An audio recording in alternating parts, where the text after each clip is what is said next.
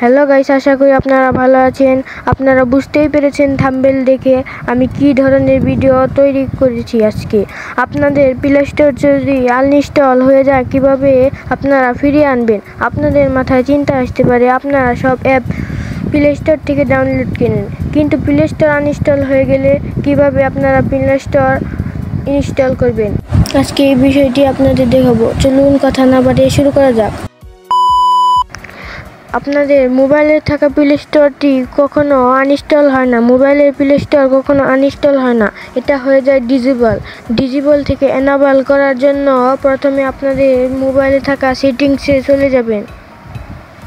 সেটিংসে যাওয়ার পর উপর দিকে স্ক্রল করবেন, তারপর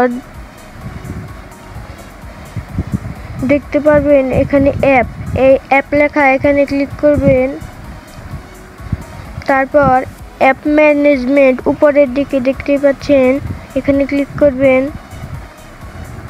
তারপর আপনাদের যে অ্যাপটি ডিজেবল হয়েছে, আমার প্লে স্টোরটি ডিজেবল হয়েছে, তার জন্য আমি প্লে স্টোর লিখে সার্চ দেব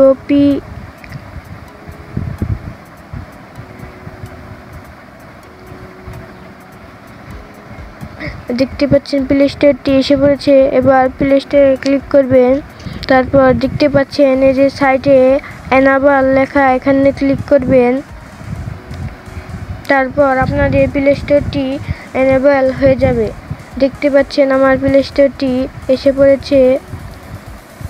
আর এরকম নতুন নতুন টিপস অ্যান্ড ট্রিক্স পেতে চ্যানেলটি সাবস্ক্রাইব করে পাশের বেল আইকনটি বাজিয়ে দিবেন। আর যদি কারো সমস্যা হয় তাহলে কমেন্টে বলে যাবেন।